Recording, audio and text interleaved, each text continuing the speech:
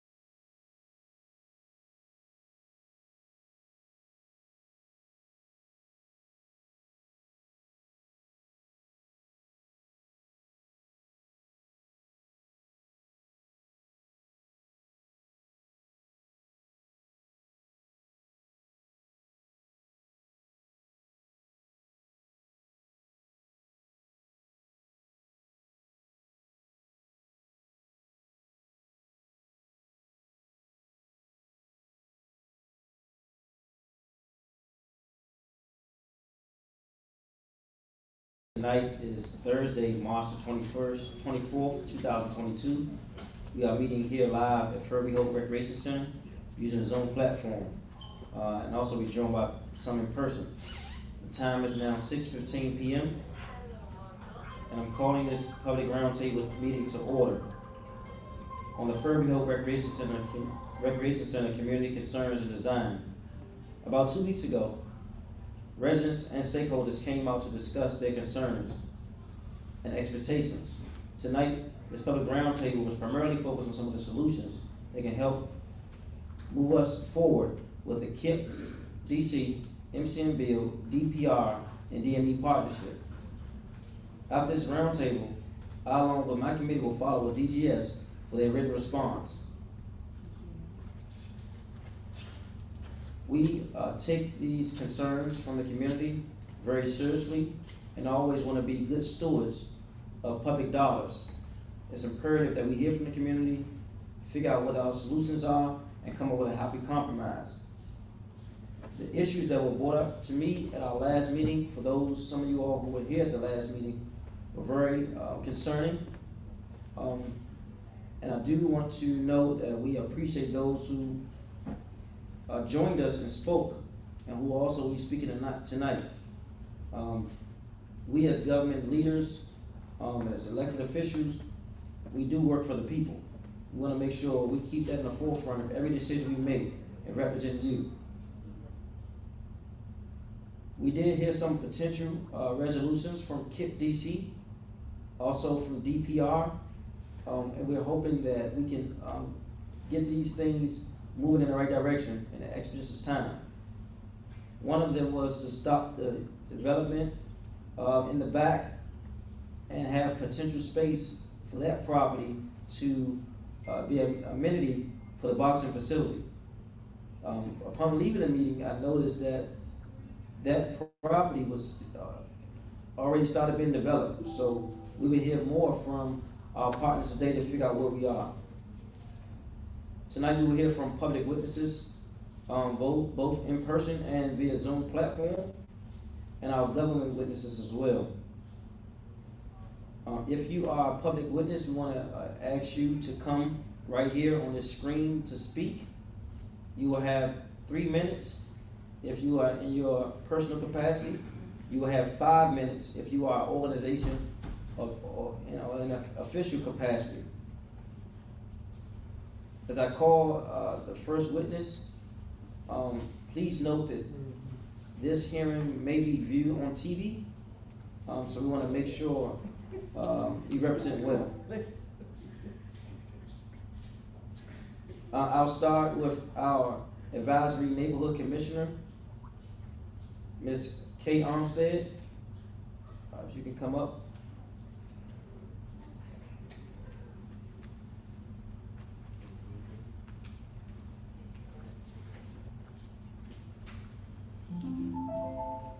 If there are any other public witnesses that desire to speak, please see Wanda Lockridge so we can get you added to the witness list before our government witnesses. Okay.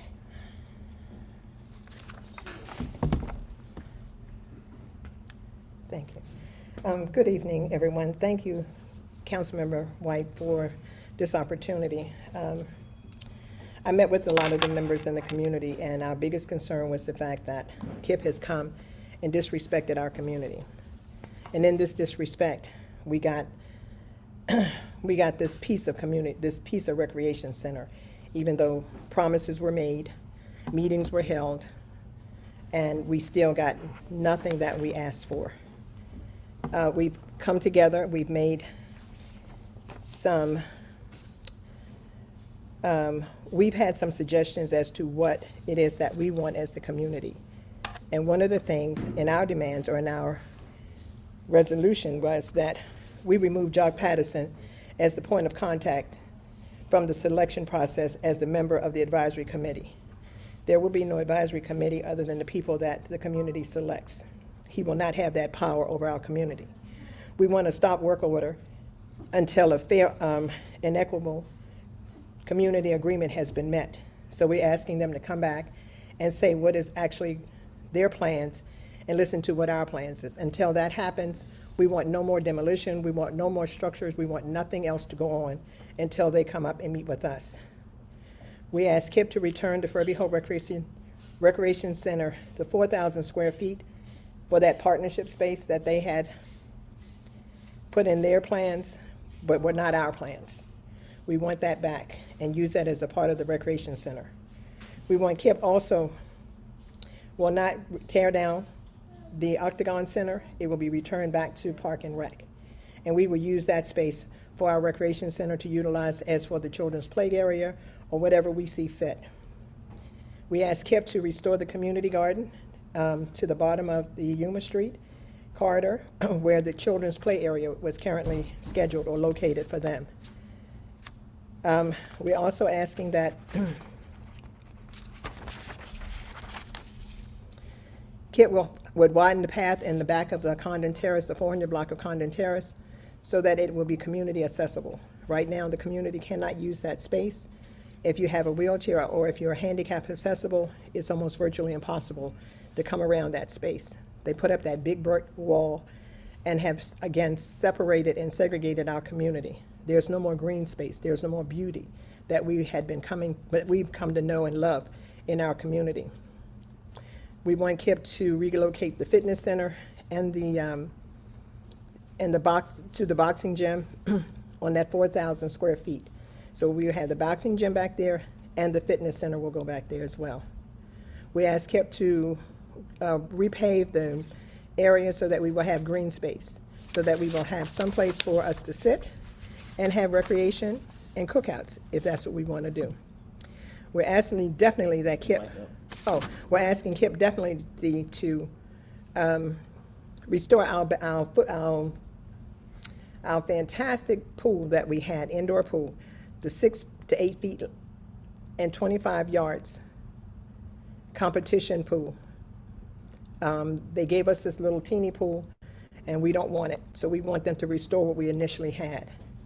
We also asked KIP that they will provide the boxing equipment and everything that is needed so that they will have the equipment that they can open the doors without asking DPR for doing anything. They took it out and they should replace it. We're also wanting to find out, who do we hold accountable? There was no groundbreaking at the time.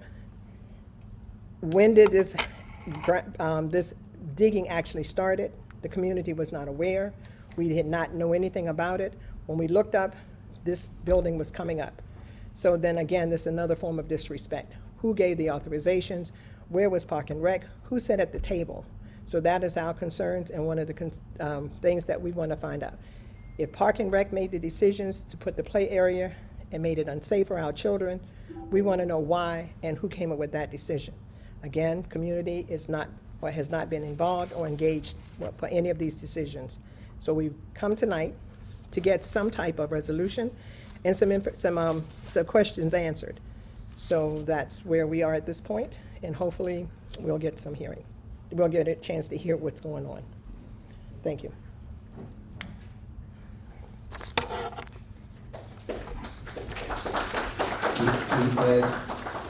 There's no public demonstration on public roundtables. Thank you.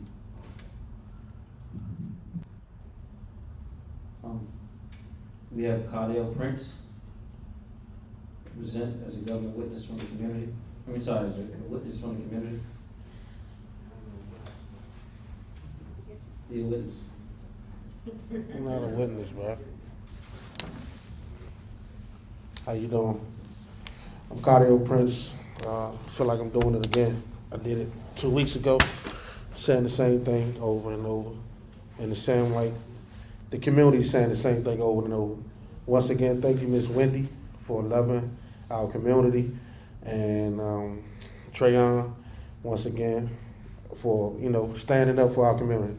Like I said, it'd be wrong for me if I didn't come and represent my age group, basically, in the community and show our concerns too.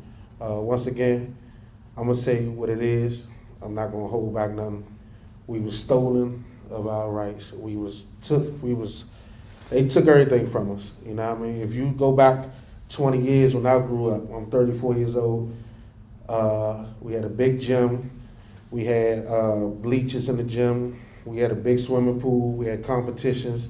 Roland is here. Roland been here with me since when we was kids. We had everything we needed. Now everything is gone. Nobody came door to door to us like they said they did. Nobody gave us a heads up of when groundbreaking to be done. All we asking for is to do what you said you was gonna do. We had one meeting where it was everybody was in there. You told us you was gonna do this, you was gonna do that. You didn't do it. Everything is falling apart in here. I mean, shouts out to MCN. You did a wonderful job on the school, but you can only build what you told to build. And Kip, Jock, y'all was told to build what we weren't aware of. So what I'm saying to y'all is give us back what we deserve. Shouts out to Miss Wendy once again. Shouts out to everybody. I'm not gonna go too long, but we appreciate y'all. But give us our community back. That's all I ask. You feel me? Thank you.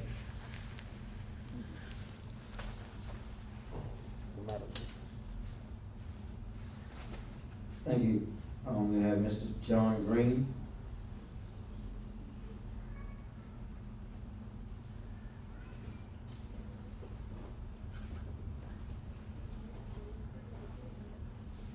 Okay, Haywood Turnipseed.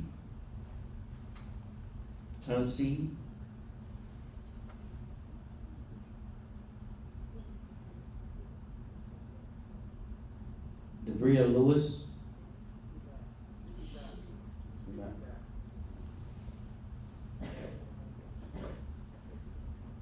Tawana Baylor.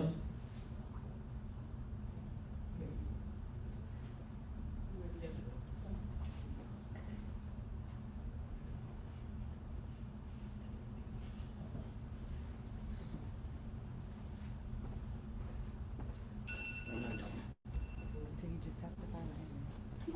So you look into the camera and use the microphone. Yep, come right here. There you go. Perfect. We can see you. We can see you.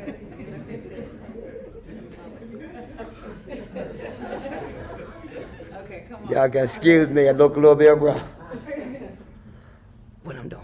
I don't know, you tell them to speak. Oh, If you choose not to speak, let me know. We can go to the next person. I won't put you on the spot again. right, we'll be talking about the community, Talking about the recreation center here. keeping our wrecks up. And then we talking about? Oh God, cause this serious. These kids need the recreation center, y'all, for real. These are the outlets. Cause they don't want to be out there wandering around. So this, we talking about keeping our recreation centers open. In real life, this is serious. Because this, we need a lot of recreation centers open, especially this one. Because a lot of people from different areas come up here. I'm from Wingate, but a lot of my children who I work with come up here. And a lot of the kids from up here come down there.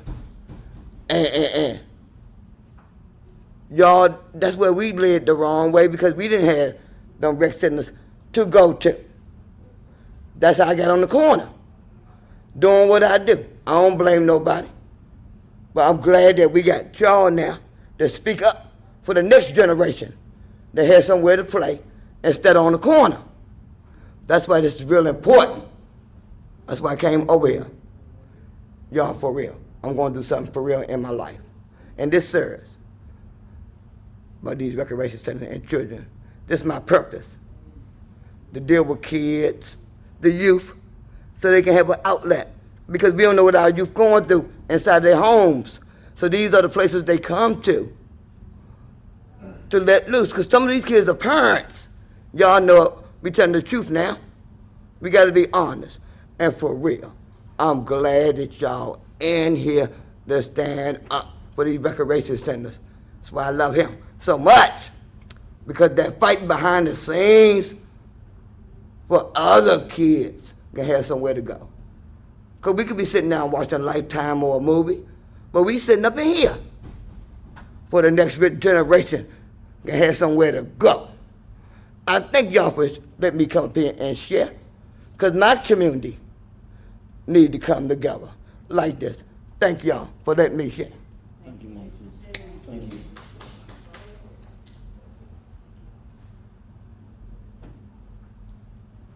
Raven Bell.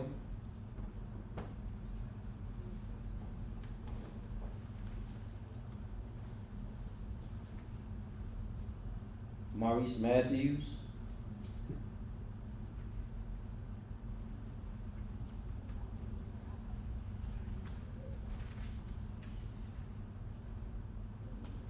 Andrew Lee.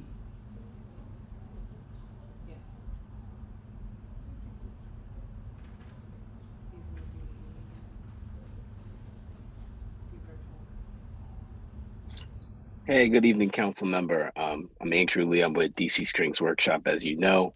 And you know about our work in the community. DC Strings is a nonprofit. We serve over 300 kids a week across the city, teaching them piano, percussion, strings, and guitar.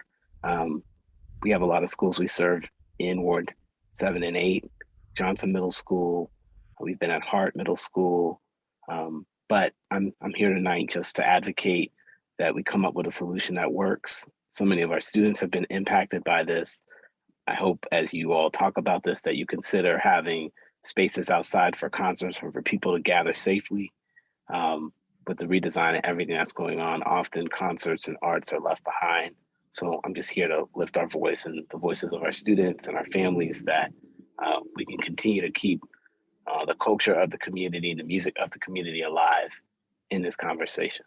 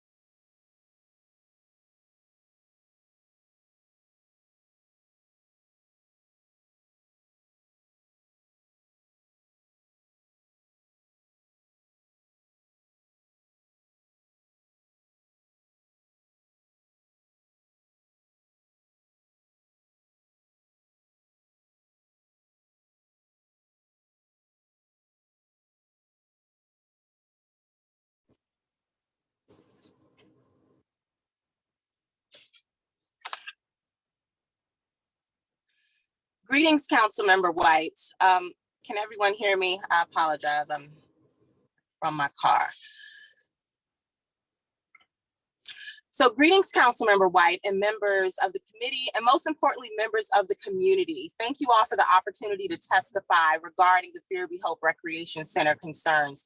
My name is Akoshua Ali. I am the president of the NAACP Washington, DC branch. I'm a DC native. I'm a graduate of the DC Public Schools. And most importantly, I stand with the residents of Ward 8 and the Highland community in demanding justice for this recreational center. As president of the NAACP, I stand on the shoulders of civil rights leaders committed to protecting and empowering Black communities to be safe, healthy, and whole. The NAACP, as many of you all may know, is the nation's oldest and largest civil rights organization. We champion the fight for racial justice and equality for over 112 years.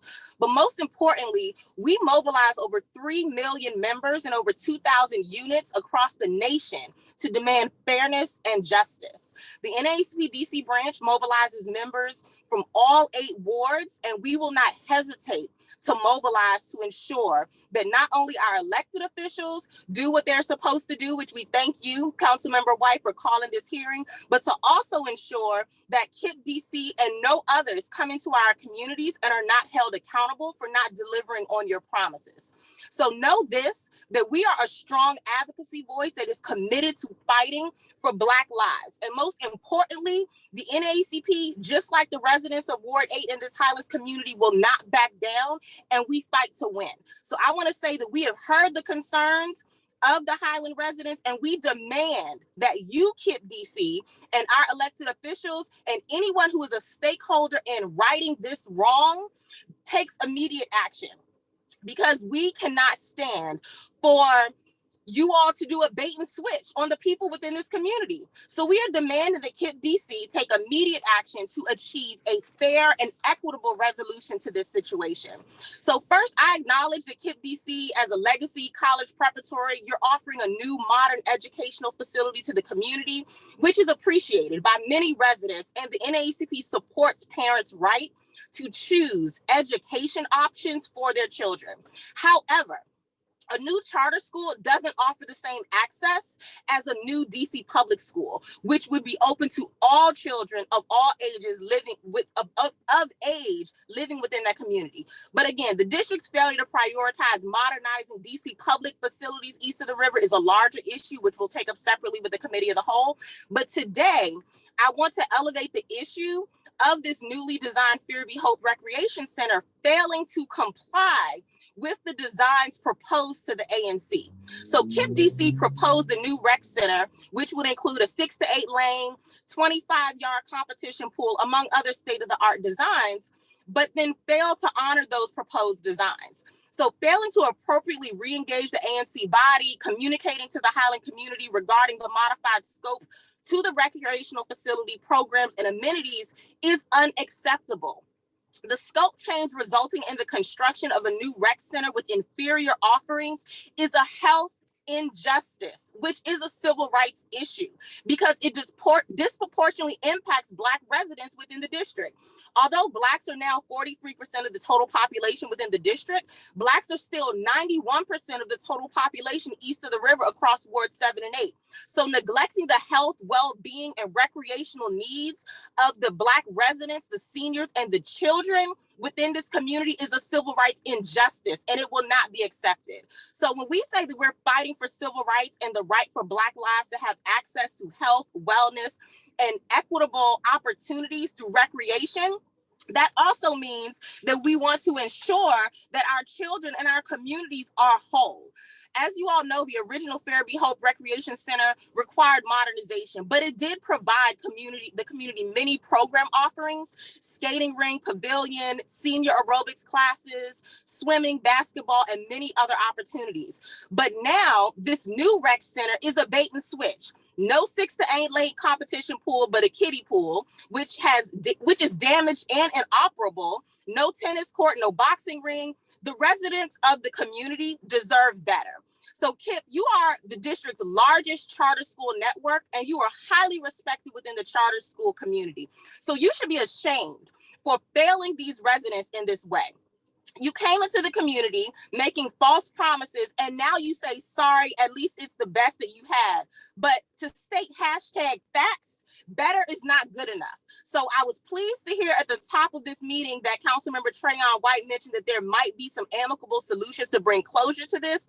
We expect you all to deliver on that. The failure to meet the commitment is a gross violation of the community's trust, resources, and ultimately taxpayer dollars.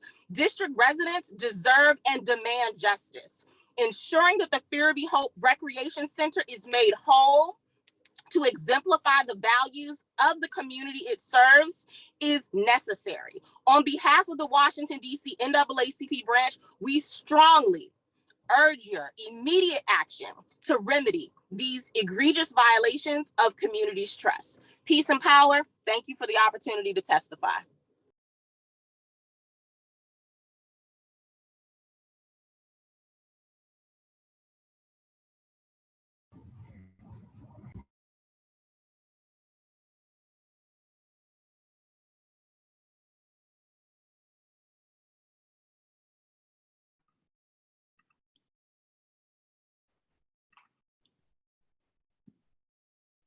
Greetings, Councilmember Wright and members of the Committee on Recreation, Libraries, and Youth Affairs.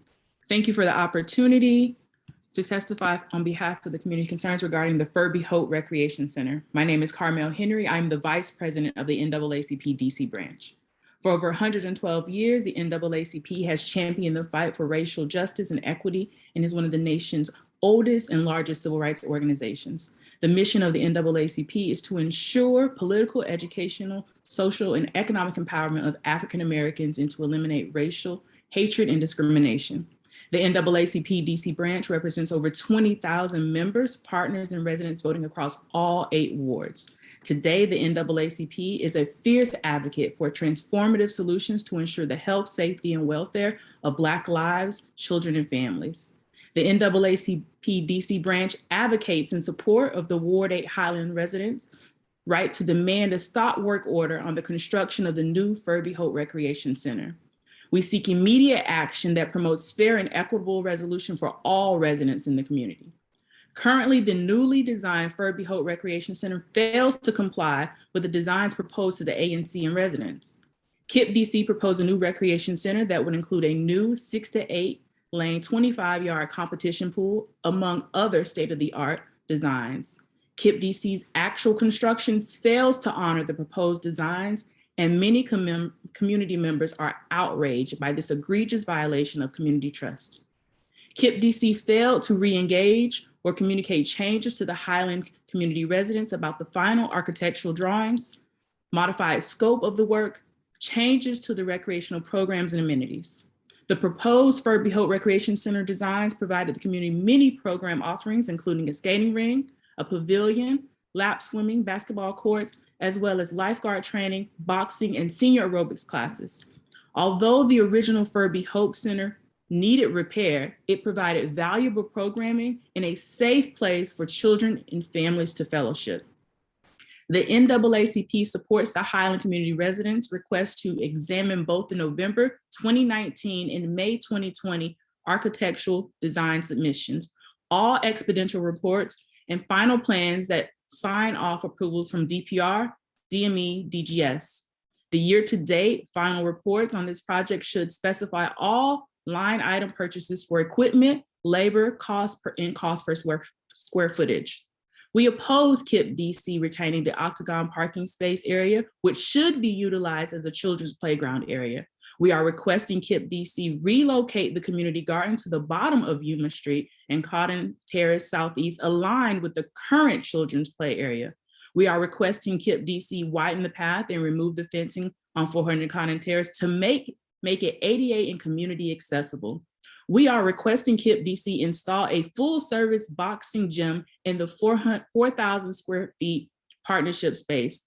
We are requesting KIP DC relocate the fitness center and weight room area from the recreation center into the 4,000 square feet partnership space. We are requesting KIP DC to replace paved areas with a picnic area containing sufficient seating and park benches. We are requesting KIP DC extend the current depth and length of the pool to a 6 to 8 lane, 25-yard competition pool as promised. We are requesting KIP DC to provide all boxing equipment. We are requesting DPR to supply all other exercise equipment and boxing equipment enhancements. KIP DC's failure to meet this commitment is a gross violation of community trust, resources, and taxpayer dollars. District residents deserve and demand justice. We must ensure Highland residents are made whole and that the Ferebee Hope Recreation Center exemplifies the values of the community it services. On behalf of the Washington, D.C. branch of the NAACP, we strongly urge you to take immediate action to remedy this egregious violation of community trust and resources. Thank you. Have a blessed evening.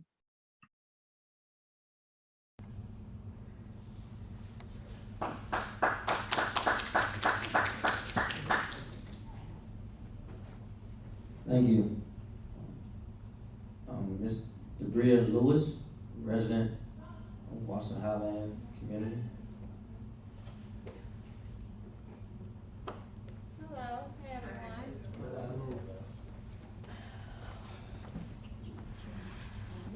Just 1 second.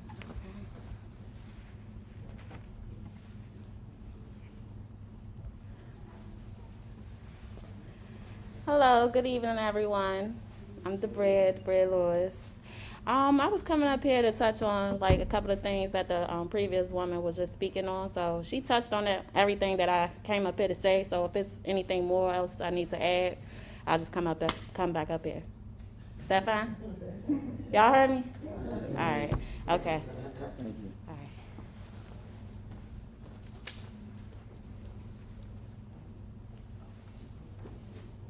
We will hear from Jock Patterson, KIP DC.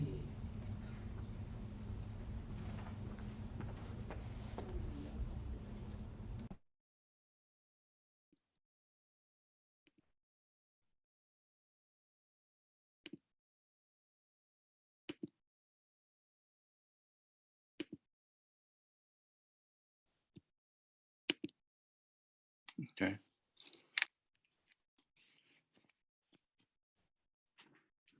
Can I be heard? Yep, go right ahead. Thank you. I appreciate the opportunity to come before the community and before you, council member. I have a prepared statement that I have submitted, but what I'll do is take some time just to kind of speak to some of the things that's already been said.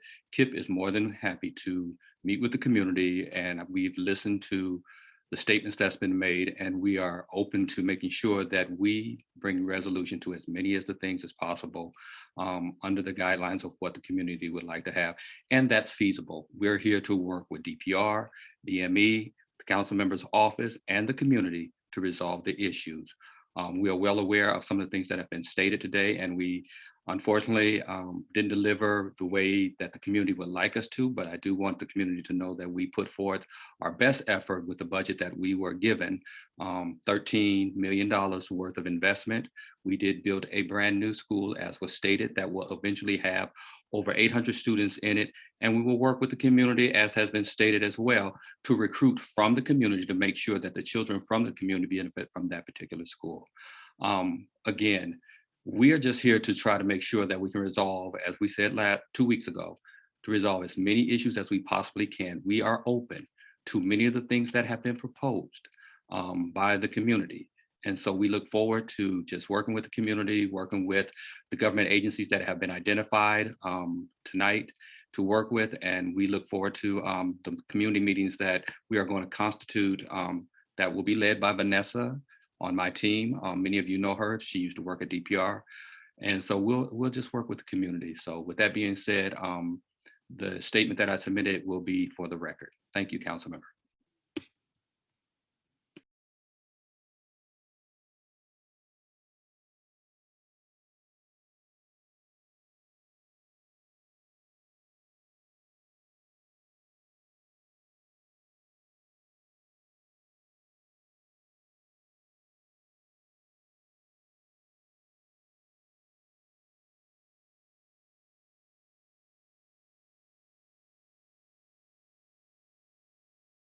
You can just start over.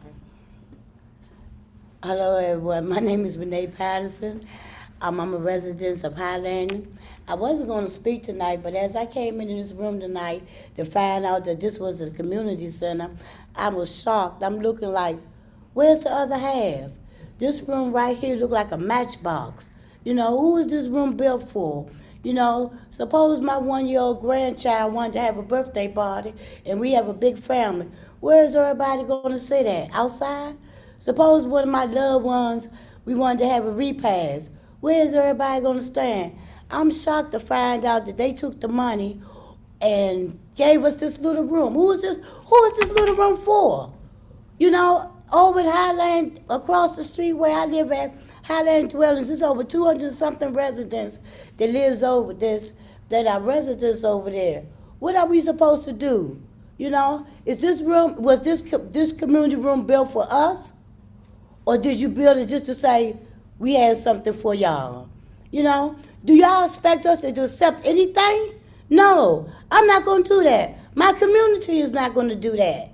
You know, I'm really hurt, disappointed on what's going on. Every time people come into Highland, they want to do what they want to do. You know, you don't think about the residents. You don't think about the people that you serve. You don't think about the residents that goes back and forth to support the neighborhoods. You don't think about those kind of things. I think something should be done about it. You know, and like I say, I'm really upset about what's going on. Don't come into our community and just do what you want to do. That's not fair to us. Thank you. Oh, I'd like to say one more thing. We do have a resident council office at 662 Atlantic Street. We have an NA meeting every Friday. All is welcome. Thank you. Thank you.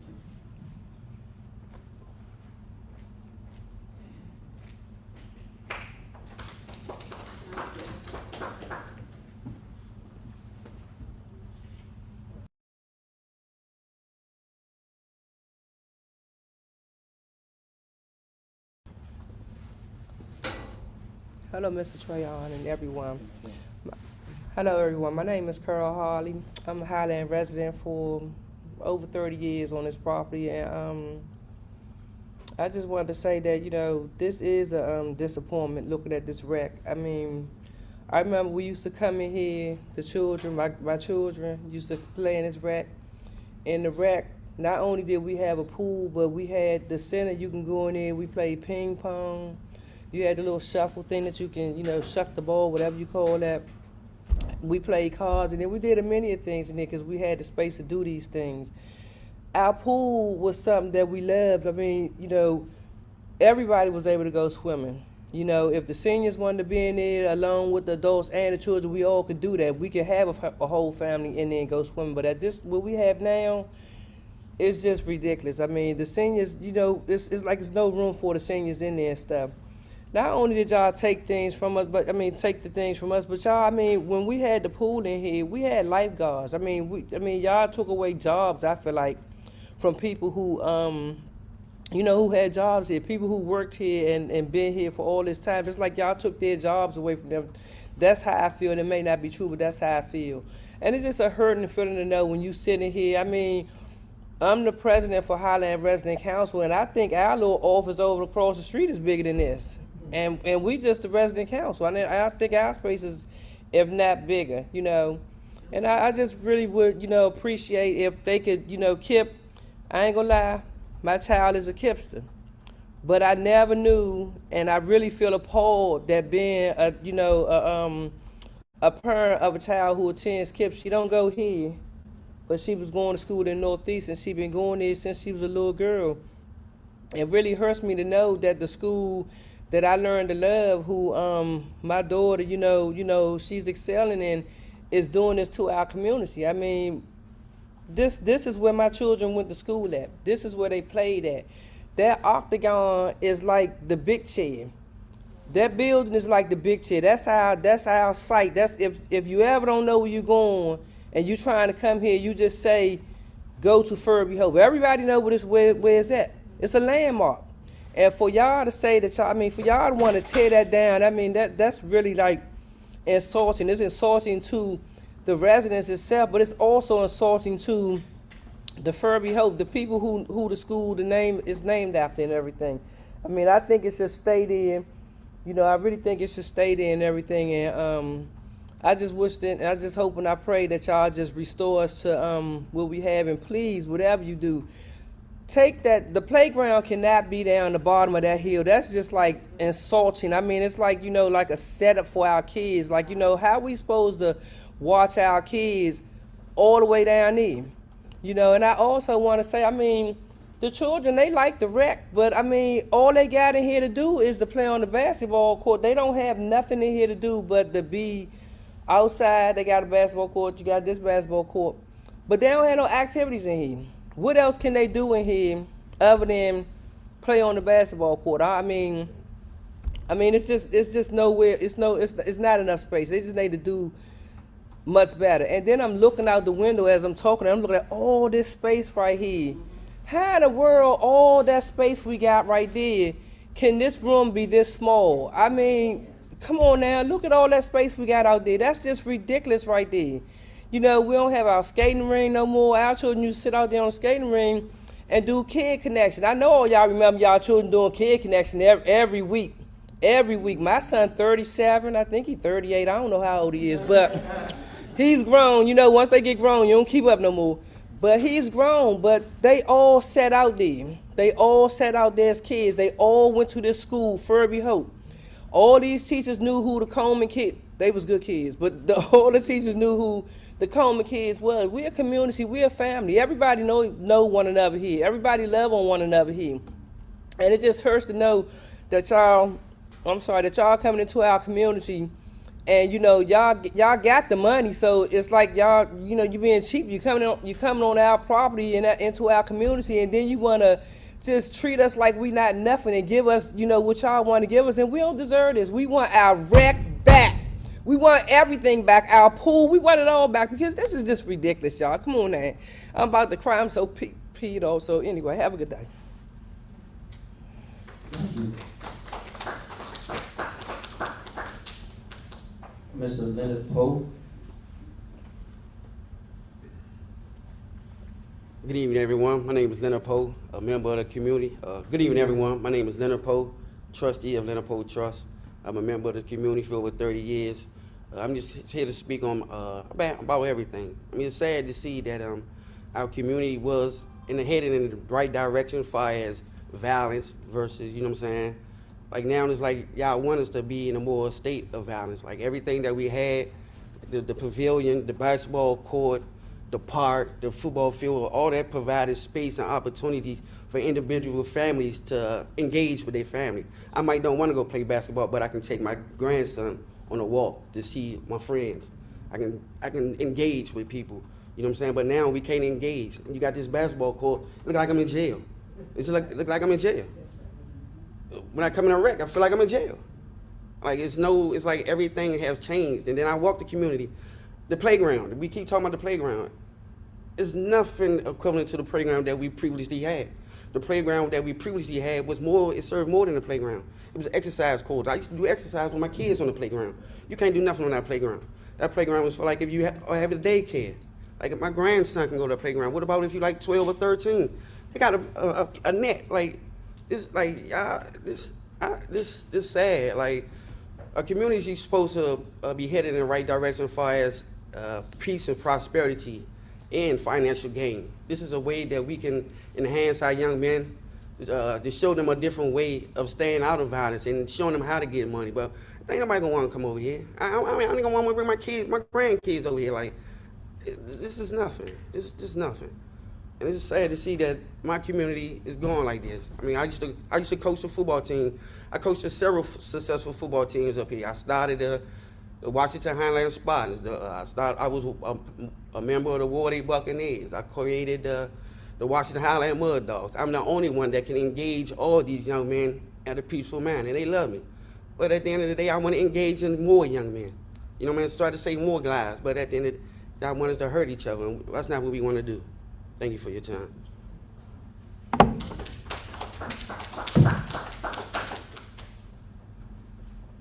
Thank you.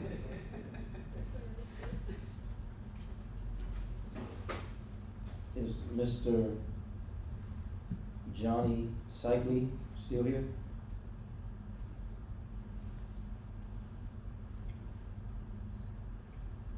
Yes, sir, I'm still here. MCM Bill, do you have an opening statement?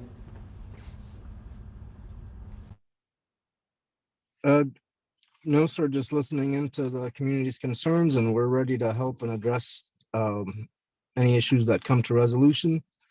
We'll stand by the community, and we're not going anywhere until the issues that need to be fixed get fixed.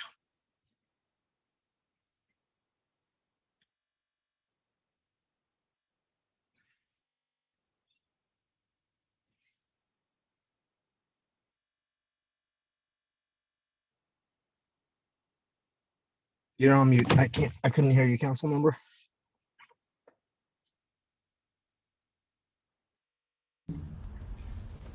Check 1, 2. Yeah, what is the role of MCM Build in the KIPP School Design Build and Ferebee Hope Recreation Center Design Build? So MCN is the builder of the project. We've been contracted by KIPP DC to construct the facility, both the high school and the rec center.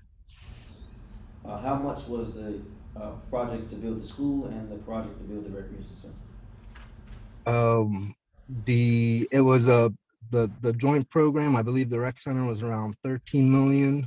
And the school, I'm going to ask my colleague Zaid Sharif. He's one of the guests. He was one of the project managers there. He might have that figure.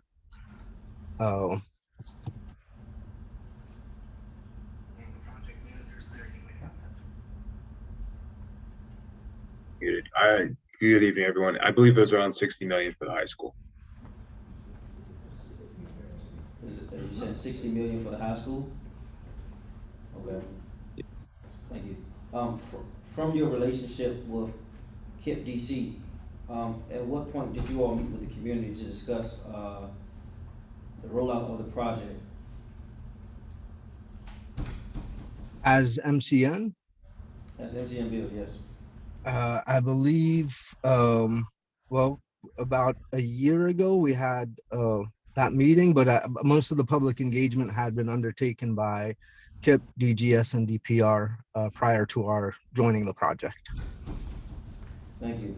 I do want to note, Mr. Cycli, in our last public meeting we had here, I brought up the issue about your commitment to hire from the community that you spoke about in the previous meeting, and even in that meeting, you said you were gonna reach back out to Cardell Prince and myself about the 5 other employees that were let go in hopes to replace those individuals back onto the site. I received no call. Do you have a response to that? Yes, sir. We're still ready, prepared to look into that. I've been following up with Cardell and your office about getting the names of the individuals. I've been given a first name, James. That's the only name I've received to date, and that's just not enough for me to look into the matter more closely, but we stand ready and prepared to make that right. I just request the full names of the individuals in question. Okay, yeah, I haven't gotten any correspondence with you, so I'm not sure who you spoke to from my office. I'm not sure what that was in reference to. Just a few questions about the construction. Just a few items that the community's listed. I'm greatly concerned that we have invested upwards to $73 million in both facilities, of which approximately $13 million went towards the rec, and in less than a year, we've had a lot of malfunctions in the building. So I'm concerned what's gonna happen in 5 years, let alone 10 years to a structure like this, being as though what we've seen happening in 1 year. So I go through the items that the community listed, and you can give me an update on where we are with those repairs and or issues. There was issues with water leaking in the pool. It was told to us that once the water was in the pool, it subsides in the pool. In fact, I went through or walked through twice, even after the last meeting. I saw the difference between where the water was supposed to be and where it was. What is MCN doing? Why is this happening? What's the real issue, and what is MCN doing to correct it immediately? So I can explain what's happening there. There is to be specific, the pool itself is not leaking. What's happening is there's a surge tank that's in the equipment room that handles overflow of water. Now that tank, for whatever reason, there's a separation between the 2 concrete components in the tank. We've repaired that connection, but we're slowly testing further up as we fill up the tank to make sure that this is solved. Because we want to make sure that we don't fix it and it's like a 3 months fix and it comes back again and becomes another problem. We are going to be testing it again tomorrow, letting it sit overnight with water, making sure it's not leaking anymore. But we've resolved 90% of the leak, but there's a little bit left. We're making sure it's taken care of before we can say the pool is good to use again. And who was contracted to do the pool in your subcontracting bid? Their name is Millennium Pools. Millennium Pools, thank you. It is also noted that there was a leak in the ceiling and the roof of the gym. Can you speak to why that was and what's the result to that issue? I haven't heard about anything in the gym, but happy to take a look at it. I know we were told about 2 leaks, but we haven't seen anything happen in the recent rainstorms. We are doing a leak detection test in the coming weeks. That's part of putting the green roof on the roof. But so there was something that happened in the gym, because when I went in the gym, the floor was fixed, and it was alleged that the floor was fixed because there was some water damage from the roof.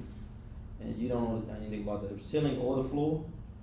that I know about the floor, about the low humidity levels that causing the floor to separate seams between the floorboards. That's why we have the humidifiers in there, and we're unfortunately it's not a quick process. We have to go back to normal. The process probably took about 2 months to go from where it was to separating like that, and it may take that long to go back to normal. We've seen the humidity levels back in the ranges we need them to be at in the last week and a half. So we're hoping we see some improvement soon. We are measuring the seams, the larger ones, to see how they progress, but it's still a little early, but we're hoping to see that improve. Okay, so you said it wasn't the roof that caused it, was condensation through I guess. No condensation. It was low humidity.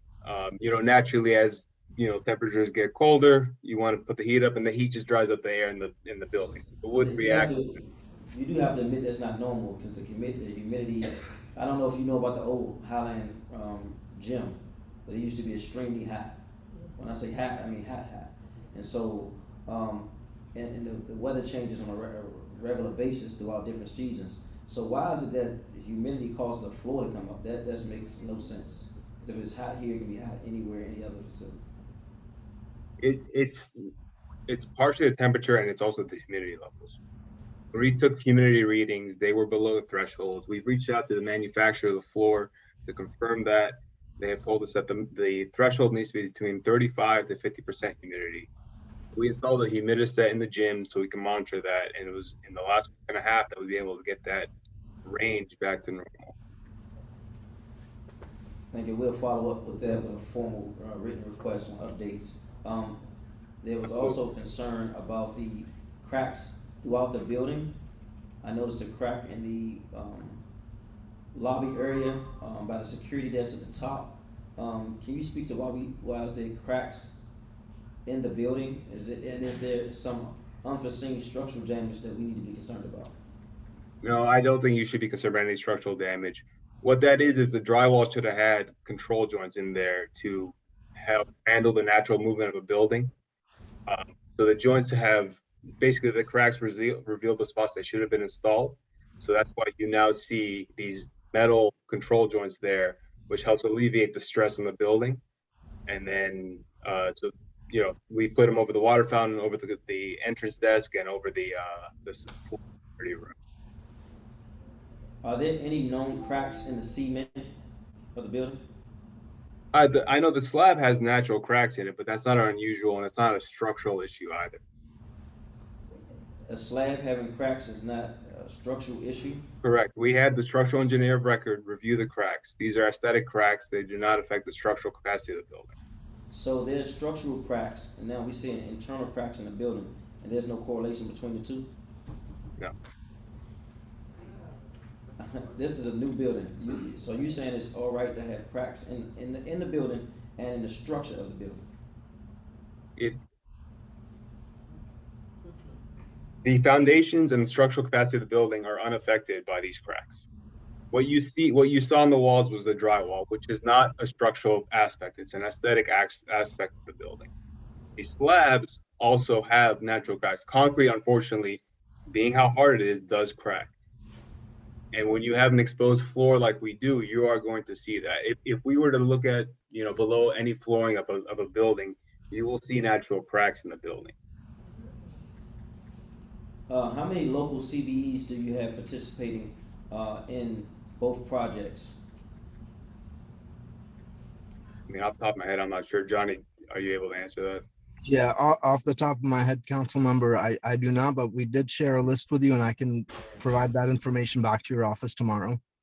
But we exceeded the CBE targets as well as the Ward 7 and 8 spending targets on the project. That I do know. For the public, can you be more specific about what those targets were? Sure, we had, I believe it was a 35% CBE target, and we had 2 million in spending between Ward 7 and 8. And was that during the duration of the project? Because it's also my concern that a lot of these CBEs were involved in the early going of the projects, and later on, we don't know if they were still in the project or not. Yeah, so I mean, with all construction, it's cyclical. So different trades come in at different times. It's rare to see anybody other than the general contractor there from day one to the last day of the job. So depending on what activities were going on site, that's when you would have seen the CBEs, and as their scopes came to an end, they would have demobilized. But there were CBEs that participated throughout the length of the project. And of that, do you know how many workers were from Ward 7 and 8? Off the top of my head, I do not know that, but I could look into the employment records. Unfortunately, we didn't have LCP for this program, which would is a database that helps us track those hours and figures. But we can go back and look at payrolls and sign-in sheets to look at that, to get that information. Thank you. Back to also, I want to ask about this. What was the bonding capacity that you all needed to do a project like this? We're concerned because as time go on, we want to make sure that the insurances and bonding is in place to provide, some type of recourse. And 10 years from now, when MC is gone doing their other projects and no longer concerned about this building, but the residents are still here, want to make sure it's a quality facility and still up to par. Yeah, well, first of all, the job was fully bonded by MCN, so we had a bond in place to cover the value of the construction work. And then just to that second piece, though we may be done with the project, MCN is a local company. We are a CBE. Even in 10 years from now, you'll find us still around and available to. We're not going anywhere. What do you recall what the number of the bonding capacity was in getting this project? It would have been the total contract value, so the 60 plus 13, probably around the 75. Thank you. I do want to ask about alleged problems inside the fitness center. It said leaks in fitness center. Are you familiar with that? If there's more detail I'd like to know because I've been told that they've been resolved. Yeah, but why, if it's a new building and millions of dollars have been pumped into a new facility in less than a year, there's leaks why was there leaks in the fitness center? So, and who inspects it to ensure that there's quality work going on outside of the government? So I'll talk about the inspection part because I do want to bring that up with the previous point with the concrete items. So all the work that happens is inspected. There are structural inspections and then there are third-party code inspections. I'm sure everybody knows that, right? All the concrete has been inspected. Anything that was non-compliant was corrected. All the steel was inspected and anything that was not compliant was corrected. We have records of all of these. And then with code inspectors, they make sure that all the mechanical, electrical, and plumbing systems are installed correctly and function properly. We, unfortunately, I wish everything was perfect the first time we put it in, but it's not. Humans are building these and we make mistakes. What happens is, I recall there was a specific issue in the fitness center that caused some stained tiles. Is one of the HVAC units was condensing. It was not a roof issue. It was one of the units in the ceiling. So that was repaired and the ceiling tiles were replaced. Now, if there's a newer issue, I'm happy to take a look at it, but I'm not aware of any recent leaks in the fitness.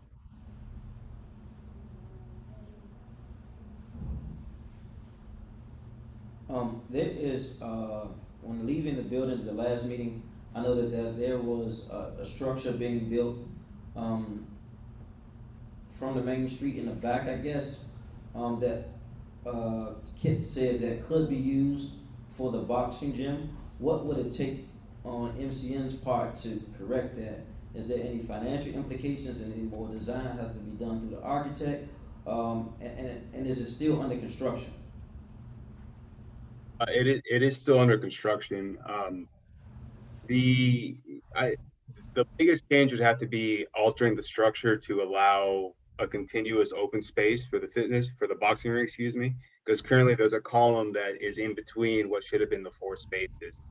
So it's all possible. Just need to redo the structural design to allow for a clear open space large enough to fit a boxing ring. So for clarity, have you all had any follow-up meetings with Kip about the changing use of that space? Yes, we have. And so with that, I just heard you say it's still under construction. It has construction stopped. I mean, if there's going to be a potential shift in what the space is used for, it seems to make no sense to me to keep the current construction going. What was the result of that conversation with Kip? So I personally was not in that meeting. Johnny? I was not either, sir. So who was in the meeting from MCN Bill as relates to the conversation with Kip about the additional space? So we have a weekly meeting with Kip. When I was on the project 7 months ago, I was part of that meeting. I'm no longer in those meetings anymore, but we can find out and get back to you. If you can elevate Job back to the screen, please. I mean, Mr. Paz, I want to call him Job.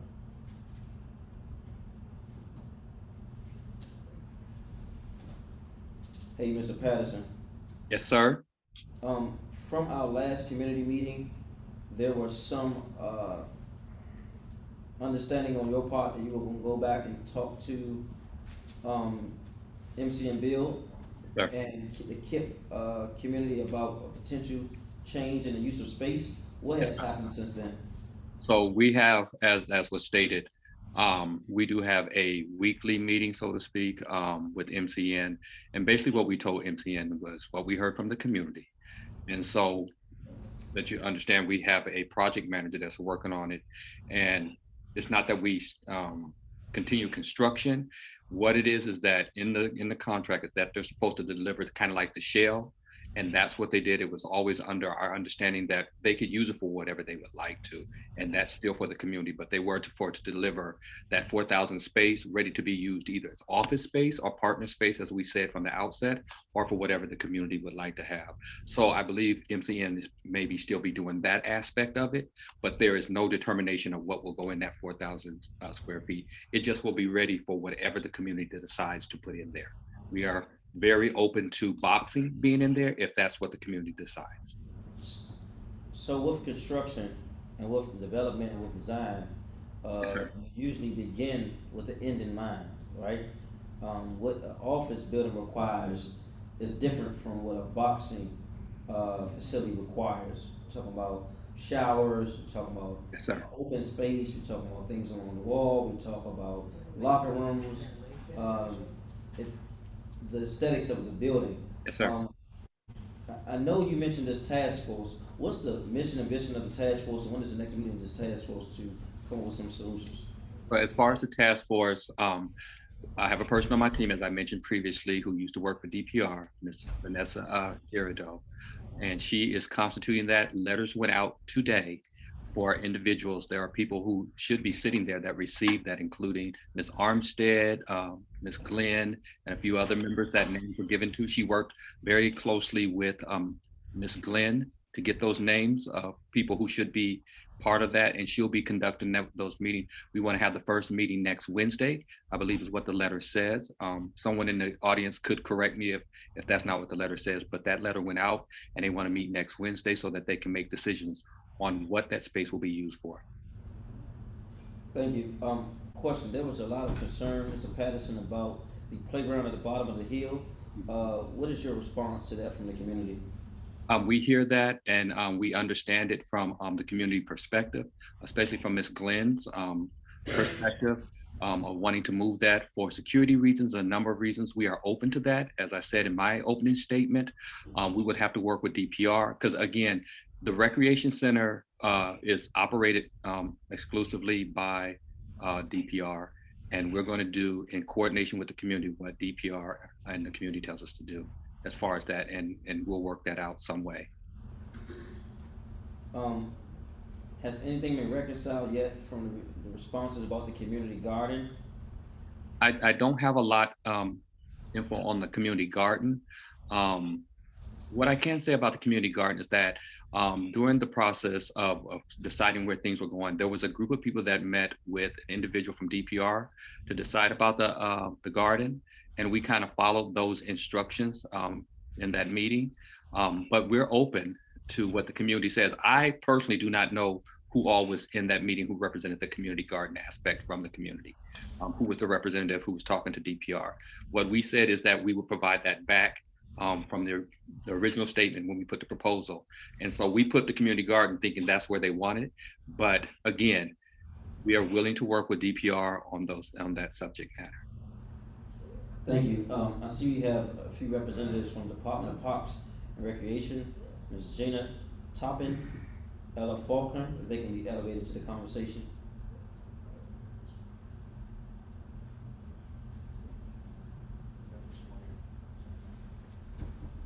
It is the practice of this office to swear in all government witnesses. Could you start by raising your right hand? Do you swear or affirm on the penalty of perjury that the testimony you're about to give today is the truth and nothing but the truth? You gotta turn your mic on so I can hear you all of the same. Mrs. Faulkner? Yes. Thank you. we're in a conversation now talking about space usage as relates to this facility. We've heard some of the concerns from the community about programming. What are you guys' thoughts as relates to this particular playground being at the bottom of the hill, close to the street, and away and far away from the recreation center? Good evening, Chairman White. We did have a prepared testimony, which I wanted to read to you, which explains some of the things, the questions I believe that you were. Sure, go right ahead. Okay, so good evening, Chairperson White and members of the Committee on Recreation, Libraries, and Youth Affairs, and members of the public joining us today. I'm Gina Toppin, Deputy Director of Recreation Services for the DC Department of Parks and Recreation. I'm joined today by Ella Faulkner, Director of Administrative Services. Thank you for the opportunity to provide testimony about the improvements and modernization of the Ferebee Hope Recreation Center.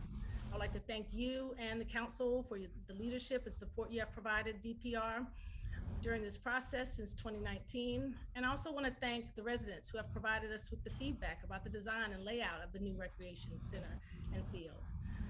DPR previously managed a co-located recreation center adjacent to the Ferebee Hope Elementary School and offered summer camp and other programming to residents of the surrounding neighborhood. In 2019, the District of Columbia Public Schools determined that the school building was no longer needed. So with that, the Deputy Mayor for Education and the Department of General Services offered a request for offers in keeping with the Landrieu Act. KIP responded to the solicitation on November 2019, and was approved. As part of the surplus and disposition process, DME and DGS convened a surplus hearing on July 9th, 2020, and hosted community meetings to gain community input. It's important to note that DPR typically is responsible for hosting multiple community engagement sessions as part of its capital improvement projects. However, this project was different. KIP was responsible for the letter, per their letter of intent and ground lease, and in leading community engagement efforts, procuring architectural firms, managing the construction activities, and controlling the project budget. DPR was involved in a consulting client role. The KIP proposal included reconfiguring the lot for building a new school and recreation center, as well as improving the existing ball field and building a new football field and space for youth of all ages. Adjoining the recreation center, KIP designed a partner space for partner organizations to provide student and family services such as behavioral health, job training, and other services. This 4,000 square foot partner space will be managed through the ground lease by KIP. KIP committed to rebuilding the recreation center, but on a different area of the lot. KIP was awarded the lease as a result of the solicitation process. Around April 2020, KIP developed and presented conceptual site designs of the new recreation center for DPR feedback. DPR expressed concern to KIP and DGS about the designs, particularly as it pertained to the smaller size of the pool, lack of the boxing gym, and other room configurations. And KIP explained that there were budget and schedule constraints, and additionally that their advisory committee agreed on these designs. After multiple discussions, KIP proceeded with the development and construction of the site. So DPR understands now that there are community objections as to the delivery of the family pool and 3 lanes replacing the 6-lane pool, the lack of a boxing gym, the difficulty navigating the campus using the pedestrian walkways, the lack of community program space overall, and placement of the playground. In response, DPR immediately met with KIP to discuss these community concerns, and KIP offered to reallocate their partner space to DPR for the boxing gym. Regarding the family pool, DPR is still committed and able to offer learn to swim and lap swimming to the community. Additionally, despite the reduction in the size of the pool, DPR will still be able to offer the same level of popular senior water aerobics courses. The new Ferebee Hope Recreation Center is open to the public, and DPR is committed to activating the facility with new and continued programming. The new site manager for the center has already begun working with community members to identify innovative and meaningful programming for the site. And DPR has already hosted a successful winter wonder camp We Winter Wonder Camp, and midwinter break camps that were at full capacity at the center, as well as 2 fun days when schools were out of session in January. Additionally, we have already reached capacity for our spring break camp and our April 18th fun day activity at the center. In addition, we are pleased to announce that summer camp programming will return to Ferebee Hope. DPR remains committed to working with KIP to continue to engage the community for more recommendations on how to activate and maximize the use of the newly constructed recreation center. Our team of expert recreators is confident that we can still meet the diverse recreation needs of the community. In addition, we are dedicated to working with KIP to find more uses of shared spaces on the Ferebee Hope campus to offer quality program options year-round for our residents. I want to thank you for giving me the opportunity to testify and clarify DPR's role in the process, and I'm available to answer any questions that you may have.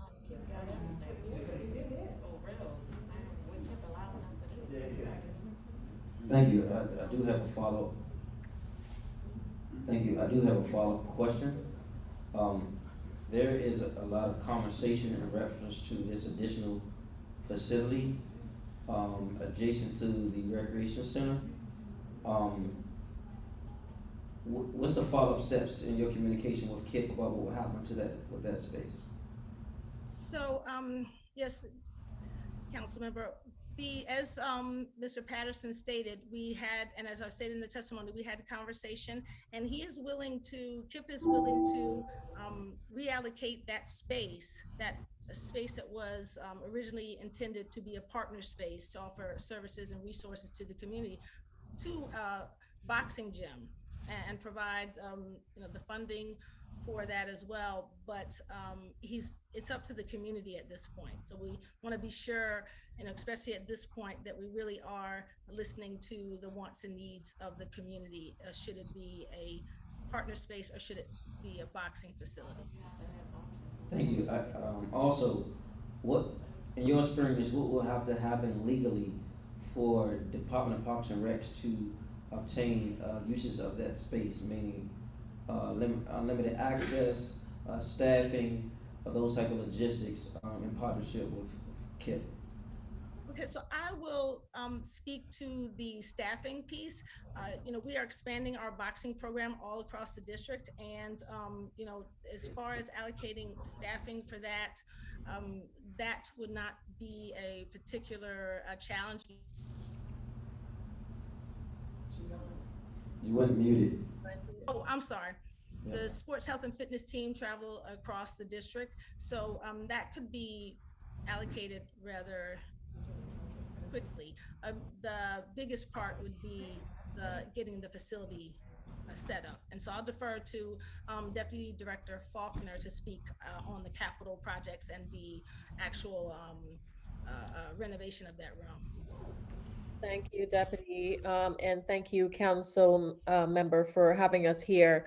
So just quickly, yes, so we will be working directly with KIP and KIP's architect on determining what can be put into that partner space. And we are committed as an agency to ensure that we meet the boxing gym needs as previously what we had. As you know, the deputy also mentioned that we are building boxing gyms all across the city. We just finished one at Columbia Heights, great success. And so we do plan to have one here. And so we look forward to having a robust boxing program at Ferebee Hope. Thank you. I think that's a great segue into program offerings.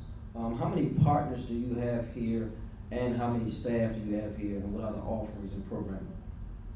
So at this time, we do not have any official partners with Ferebee Hope. That is something we have a partnership division that is constantly looking to identify the needs of the community and help us to combine them with the center and with the partner that's appropriate. And so that is something that once we know a little bit more from the community, as I said, the site manager, and the staff, the dynamic staff there at Ferebee Hope, they will share with us some of the needs and things that they hear in unofficial and official capacity of what the community would like to see, and then we will connect them with partners. You went mute again. Oh, I'm sorry. I don't know why. Right now we have 4 staff at the recreation center assigned to the center, and one manager, one site manager, Ms. Latita Falk, and 3 recreation specialists. There's a question from Miss Janice Ferebee, who is the niece, I believe it's niece, right, of Ms. Ferebee. Would the name still be on the building once the existing building comes down? Well, I know when the building comes down. Let me see what she's asking. Let me just read it. Without the retention of the Ferebee Hope name at the new high school and impending destruction of the landmark structure that one of the community members mentioned that still has a name on it, but will no longer exist once the building comes down. There's no longer a Ferebee Hope campus. Mr. Patterson, I noticed at your web campus, you have the old web name and the new KIP name. Is that the intention of what's gonna happen here, or is it already happening? I'm not even sure, but you can speak to that. Oh, I appreciate that question, and I appreciate the question from Ms. Janice Ferebee. We have been, since she's visited the school since the last meeting 2 weeks ago, and a little bit prior to that, we actually walked through the building. I gave Ms. Ferebee a tour of the building with 2 of your staff members, sir. And at that time, she engaged some of the people inside the building about some programming and naming. And we are still open, as I said 2 weeks ago, to looking at naming of the campus and artwork. So all of those things are still on the table. We do want to make this very representative of her family, both the Ferebee family and the Hope family, which were at your last meeting, to make sure that their legacy is honored. And so we look forward to, and with that group of people who are coming together, which I believe she should have received an invitation to be part of that group from Ms. Gerardo today, to resolving that particular issue to her liking. Thank you, sir. Thank you.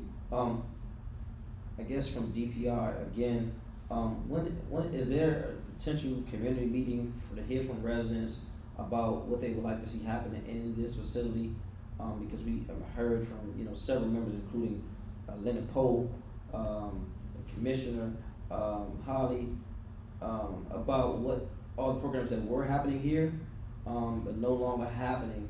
The pool table, those types of activities, outdoor activities. They say most of the people just use the gym, so we want to hear, and the pool is not accessible at the moment, so want to hear more about what your plan is to engage the community about programming and potential partners. I remember I left out this facility the other night, and I ran into a lady who was talking about doing programming here at the facility. It's blurring in my mind, but I did know she was coming in the door when I was walking out. She was explaining to me she was trying to do programming here. Well, yeah, thank you for that, council member, and please send her our way. We do not officially have a meeting scheduled right now to meet with the community, but those are the things that we are planning to do. Everything from a community meeting to surveys, just to word of mouth. We have a variety of ways that our recreators and site staff try to engage with the community there and determine what they want to see, what programs they want to have. I mean, we feel that we are capable of providing robust programming to Ferebee Hope, as has been demonstrated with our great camps that we've had. And the fun days, and we have more planned, going on. We have scheduling a late night hype there at Ferebee Hope in April. So, we're listening to the community, to you, to anyone who has any input in what they'd like to see at the recreation center. So if that is something that you'd like to see, we can definitely galvanize the site staff and schedule a community meeting. But this is a good forum too. I'm listening, so any feedback that I'm hearing about board tables, board games, and things of that nature. So we're taking note. Thank you. I do want to acknowledge and I apologize for having her wait so long, Ms. Jen Comey, Deputy Mayor for Education. If you can come on and speak to your role as relates to the RFO process and how we got here, that'd be helpful to the community. Sure, that sounds great. Thank you, thank you, Council Member.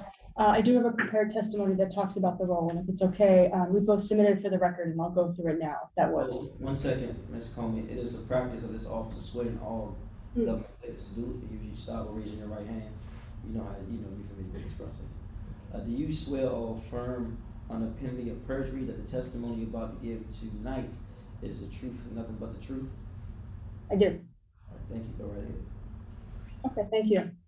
So again, good evening, Council Member White, staff, and members of the public.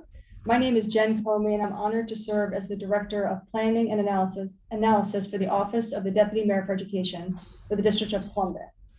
Thank you for the opportunity to testify at today's public roundtable to consider Ferebee Hope Recreation Center community concerns and design. Public school planning is one of our core functions of the DME, and we take this work extremely seriously. My team is responsible for conducting citywide planning and analysis to determine short and long-term education and facility needs, and help guide data-driven decisions around the use of facilities. My team publishes information on education data and trends in DC through our EdSite and Edscape analyses, and produces master facility plan reports and supplements to provide analysis and insights around facility decisions. My team also oversees the request for offers process, or RFO, for surplus and disposed buildings in keeping with the requirements of the Land Use Act. In August of 2019, the DME put out an RFO for the Ferebee Hope school site. At this time, the Ferebee Hope building had been vacant since 2013, and the recreation center was in need of a full modernization. In the RFO for Ferebee Hope, we sought an operator that would provide high-quality educational programming, renovate or reconstruct the recreation center for the community, promote lifelong learning and educational opportunities for residents of all ages, and promote local job creation and sustainable development in the district. This RFO was released after several community engagement sessions conducted by DME and the Department of General Services in keeping with the law to determine community needs and desires for the space. KIPP DC Public Charter Schools submitted the sole bid for the RFO, and their application was approved by a cross-agency team of reviewers. The award letter from the DME to KIPP stipulated that the approval was based on the general concept presented in the proposal. After the award was made, DGS developed a letter of intent between the agency and KIPP, and on July 21st, 2020, the Council of the District of Columbia unanimously approved the surplus and disposition of the property to KIPP and the letter of intent between the parties. The estimated project cost, as we knew it, was $88.3 million. Following council approval, DGS executed a lease agreement following the typical next steps in the surplus and disposition process. The lease agreement requires that KIPP lead the community engagement process for the design of the new recreation center with the Department of Parks and Recreation, an agency within the DME's cluster, and a client agency in this process in a consultative role. As the community is aware, KIPP's work on the recreation center and associated grounds continues to be underway, as we are discussing tonight. And KIPP is responsible for ensuring that the completed recreation center and grounds meets the terms of the lease agreement with DGS, including community engagement requirements. We're happy that KIPP is here today to continue the community engagement role as required under the lease.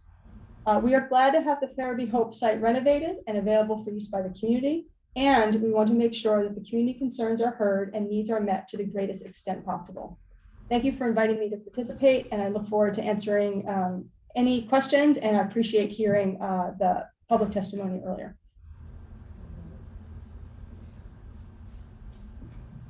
Thank you. Am I correct in hearing you say that the original proposal was for $88.3 million? Is that accurate? That's what we had in our proposal. That was the estimated cost. That is in the first stage, so I don't know what has progressed since then. And in this bid process, the entity bidding, first of all, how many, do you recall how many entities bidded on the project? KIP was the sole bidder. Okay, and from that, what was the level of commitment from KIP as far as their proposal about restoring some of the recreation aspects to the community? Yep. The proposal was, it included quite a bit. And so actually, let me just grab to make sure I get it right. So there was the construction of the high school building, as we talked about a little bit, the recreation center with a square foot range of 20,000 to 25,000 square feet, a multi-purpose space, a boxing gym, indoor basketball court. And then it goes on more. There's, in the proposal was outdoor sports facilities, including a basketball court, a track, a football field, and baseball diamond, a community space of approximately 4,000 square feet with the community-facing partner space, which we've been discussing tonight, a community garden, and a surface playground. Okay, so was there any specifics about the pool? Yeah, I mean, as a community, I know this is an important question. It's a very general concept proposal, so there was no specific architectural details to that degree about the pool. It just said indoor pool. I heard you talk about recreation space as relates to the field. What was the agreement with you guys about the field? Who will have access and control to the field? That's a good question. The proposal did not, I'd have to go back and look, but from my review of the proposal, they did not go into the specifics of use agreement and so forth. So that's something that we could just check with DGS. I apologize, I don't have that at my fingertips. Okay.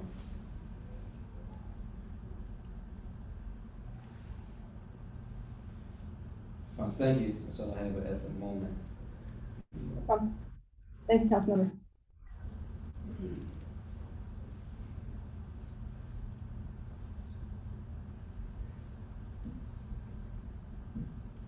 If we can elevate Mr. Patterson back on again real quick.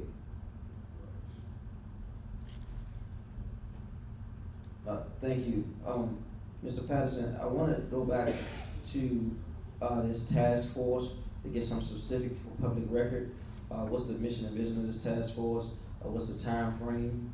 I have to admit, I am concerned that the last meeting, there was some conversation that we were going to use the potential space for the boxing, but I am unclear about what the meeting was with MCN as relates to how to get that done. Is there an architect? Is there a bid for our architect? Is it going to cost more money? If you can speak more in details about that and the time frame for the task force. I heard you said the meeting is on next Wednesday. Yes, sir.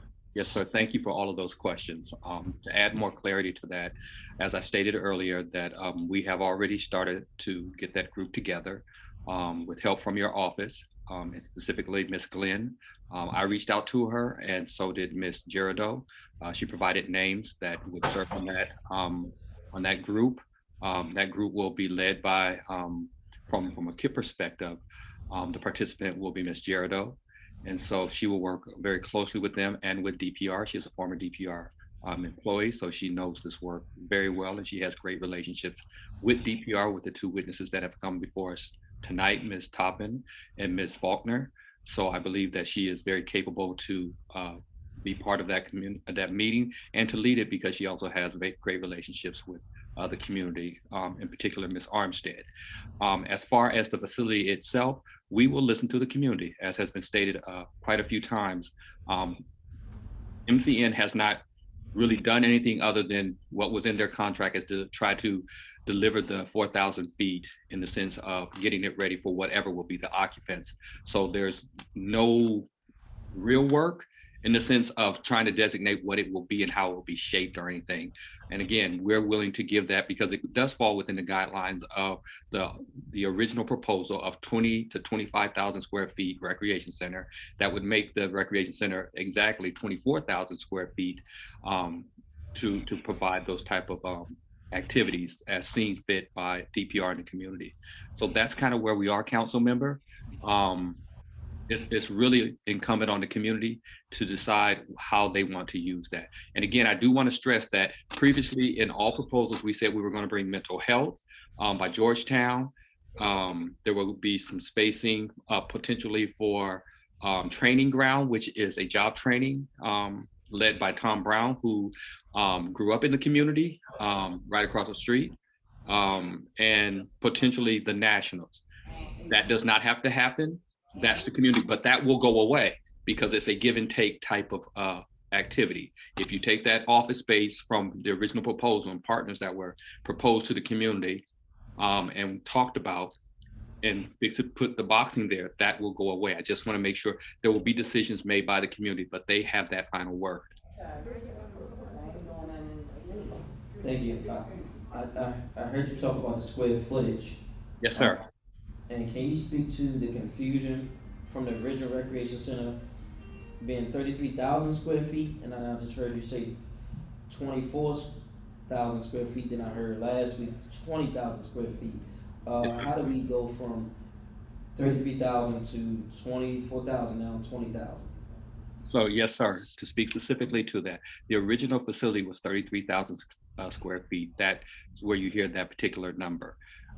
Throughout our whole proposal, and I believe Mr. Kyle, I don't know how to pronounce his name, if I'm saying his first name or his last name, on your staff, when we kind of clarified this last week, is that what was always in the proposal was 20 to 25,000 square feet recreation center to be built at a cost of $13 million by KIPP DC. That is not, it was not funded whatsoever by the city. That was all KIPP dollars. No government funds was included in any of that, but those are the numbers that you're hearing, that it had to be between 20 and 25,000 square feet per the proposal. Thank you. I heard Mr. Leonard Poe, who was a former football coach here, talk about recreation activities on the field. What is KIPP's commitment to ensuring community access to the field and other outdoor sports? And that's the benefit, sir, to speak to that very clearly. We have said from the outset, even when I first came to you before all of this kind of started, was that you had mentioned to me that some DCPS fields does not allow them to use their fields. And I said, sir, we're going to make this available to the community. So that means the football field, which wasn't there previously, will be open to the community. That was a promise that I made to you in the outset, and that still stands, and we deliver on that once that football field is here.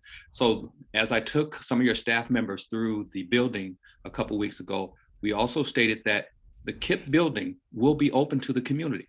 Now, just like any other facility, just like DPR, you will have to schedule it, but we will make the community a priority.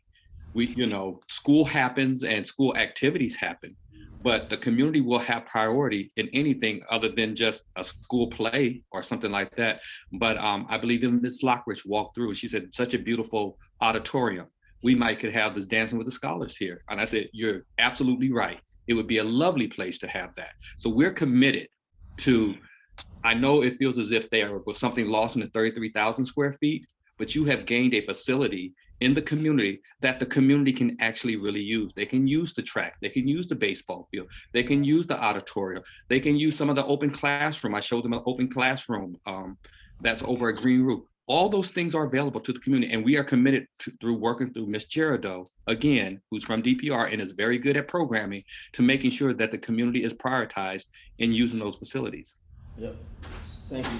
And so I have the responsibility of having DPR under my committee, and when I found out from just conversations of joint use space, is the issue of the space being misused. And so we start off with good intentions about opening the facility up, opening the track up, opening the field up, and then people misuse the space.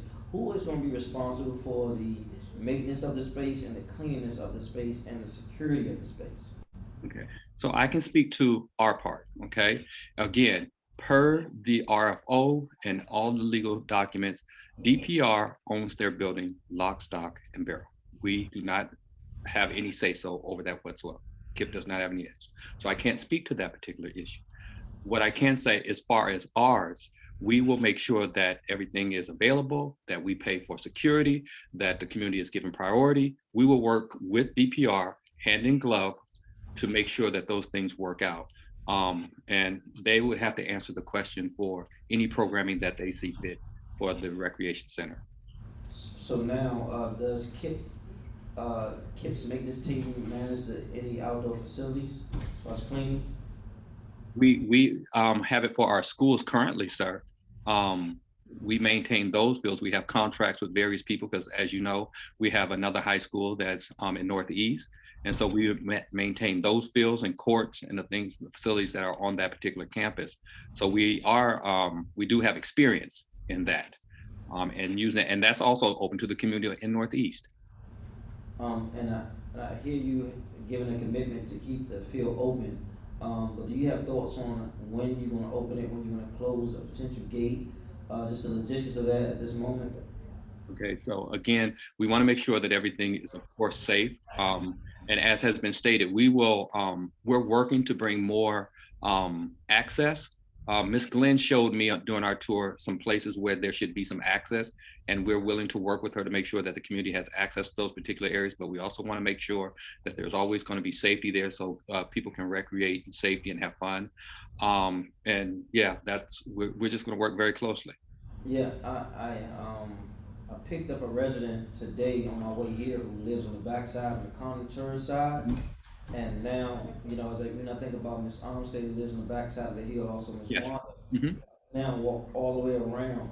Yes, sir. Has this been a part of the conversations with MCN about access or getting straight through, or some easier access instead of walking all the way around? Because we know this community also serves a lot of children and a lot of seniors.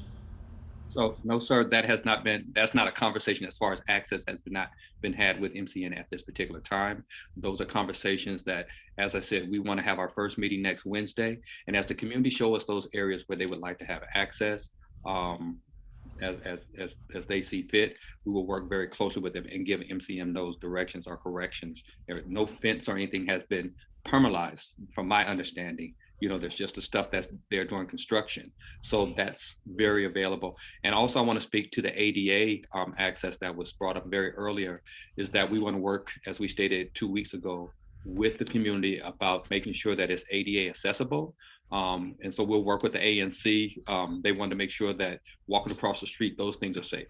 Again, I was at ANC before, did 4 terms, almost 5. I'm willing to work with however we would like to do this with any agencies that we need to work with. Yes, and this is a MCN/KIP question.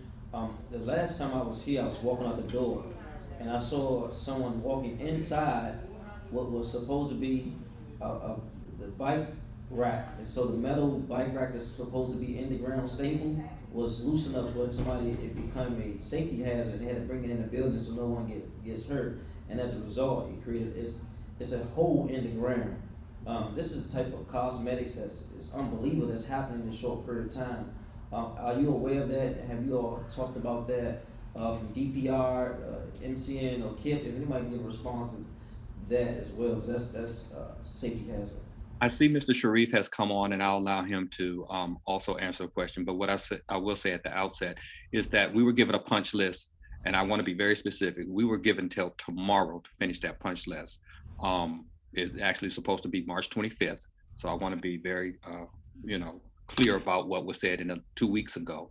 And we were working diligently on that. Now, this is a new problem that was not brought up as part of that punch list, and I will let Mr. Sharif speak to that. But we have been working very hard to make sure that we reach that first punch list with some of the items that you identified earlier that Mr. Sharif has kind of spoke to. But I'll let him answer as well. Yeah, about the bike racks. Yeah, for whatever reason, the grout used to secure them in the ground was not the right grout to be used. So we didn't let that same contractor who installed it previously do the correction. We did a more appropriate contractor do it this time. It was repaired this morning, and they should be secured going forward once the grout has had a chance to cure. Yeah, I'm concerned about that. We are possibly using substandard materials on this facility. I've never seen, and we have a lot of projects. We had Blue, we had Kip has one that just did one on Willow Road. We probably have about $8 billion in the pipeline in development in Ward 8, and MCN is a part of a few of those deals, including the new hospital facility, and the development on Willow Road and a number of other properties. And can you speak to the quality of materials that are being purchased? Because when you say that this is, I mean, in your response and what I'm seeing, it's triggering me to think that maybe there's been some cost cut to the show to get this thing done, to get us where we need to be in the time frame, and maybe we don't have the best materials, especially with floors coming up within a couple of months. So, you know, obviously all drawings go through DCRA, get reviewed, have structural regulations, they have to follow the building code. They are then designed, approved based on that. When it gets to us, like I mentioned earlier, we have inspections and we have reports of all those inspections. I had a special inspector to review all the structural items, and we have a code inspector review any, life safety and code items. We wouldn't be able to get a certificate of occupancy without, resolving any issues they cite, building the building for code, using the correct materials. There's a check system by receiving submittals. For every material we use, we send a submittal for the design team, the engineers, the architects to take a look at, review, and approve. These same submittals are what the inspectors use to ensure that the right materials are being used in the building. Thank you. I do want to echo that I don't have a lot of confidence in the inspections of DCRA either. And it has no fault on you guys, but I've been to a property that's about to fall down a hill that DCRA inspected. You talking about people, homeowners that had to move out and lose their home. So while we know in our standard DCRA has the oversight as compliance as relates to inspections, I just want to make sure you guys on your end are not shortchanging the community with the materials you all are purchasing and with the subcontractors, because there's too many issues happening in this short amount of time. Again, I'm afraid it's going to happen 5 years from now. We see what's happening now, and you are actively on the site now doing construction is happening, and so I don't know what's going to happen years from now. I'm just concerned about that, and I don't know if I'll still be here to come back to the table and have a whole discussion or a lawsuit about this building possibly not up to par years from now. So that concerns me.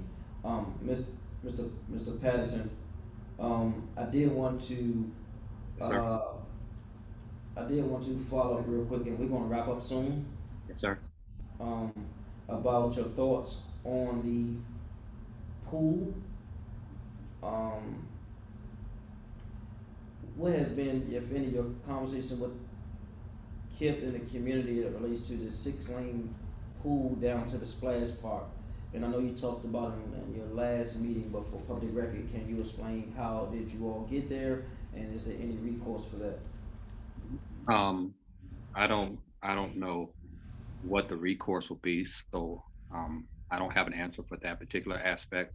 I'm willing to work more so with the community, try to resolve any type of programming that they may have, or those type of decisions. As far as how we got to the pool that we have, we were very transparent in the sense of we had a very clear budget of what we would have, which we have stated numerous times of $13 million, and what that could provide as far as a pool in these economic times. And so we were very clear about that. We did have some conversations with the community. We did reach out to your office in particular to make sure there was a representative there. I think there may have been some not clarity on what was going to be the size. I think people wanted a generational pool, but they didn't think it was going to be that size, is what I'll say. But people always said that they wanted some aspects of a generational pool because of the number of children that are in the community, not just a 6-lane pool, but something that would provide for both children and adults. And so that's where we came to what we have now, sir. Mr. Patterson, can you give clarity on what is a generational pool? The generational pool, when we used it in terms of talking, was basically something that kids could use. They could, there had been some expression during community engagement that they wanted children to be able to splash around, younger children to sit, you know, almost, I won't say unattended, but where a parent could say, okay, they're in this low end, they could play, but also grownups could recreate on another part of it. So that's how we came to the decision of what we call a generational pool and what is currently there now, sir.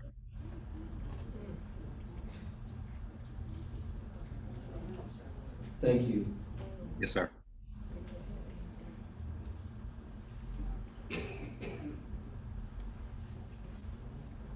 And for MCN, were you all in the first phase of design of this recreation center? No, we were brought in, I believe, after some of the concepts were presented. I basically started the project in fall of 2020, so it was a little after some of the designs had started becoming more conceptual, I would say. Yeah, because from what I remember, where the rec is and where the school was, it's been some changes in what the design was and what it is, and I'm trying to figure out who was in that conversation on the development side. Yeah, I wouldn't be the person to answer that, sir. I apologize, but I'm sure we can find the history of that. John, who was in, Mr. Patterson, who was in that conversation about the moving around of the different buildings and aspects of the design? As well, I'm sorry, sir. I wanted to make sure I came on screen. As far as the movement, we had always talked about where things will be placed. And one of the biggest things that went into that was that there was a stipulation in the contract with the city, with DGS and everyone else, that the recreation center had to remain open while everything else was being constructed. They wanted no lapse in services whatsoever. Now, COVID affected that because I believe the recreation center still closed and they used Bald Eagle for some time, but that was a COVID thing. But the facility had to be available for use until a new one was put in place. So that stipulated some of the movement of where buildings were located. Because, and so things couldn't be torn down or couldn't be done until the recreation. It was actually the first facility that was to be built. Based on the presentation that was presented, I guess in the last meeting, it appeared that the school was in the center of the field, and now in its current location is on 8th Street. Who made that decision to move it, and who approved it? I believe, from my understanding in the meetings, and I attended a lot of meetings, so they're a little blurry, and I'll take full responsibility for that. But Kip made that decision. What we didn't want it to be seen as bifurcating the usage, so to speak, because the first iteration that you saw with the school in the middle, it makes it seem as if, okay, this is Kip's and this is the recreation center. Because as you can see, because I'm doing this from memory, you have a baseball field on one side, and then you have Kip in the middle, and then you have a football field. And it seems, you know, like we're kind of bifurcating. We said that's not a good look for the community. So we went back and said, can you move the school over to 8th Street so that all recreation and things can be together and they can be used as a community, and it seems more welcoming. Thank you. In closing, we've heard a lot from the community.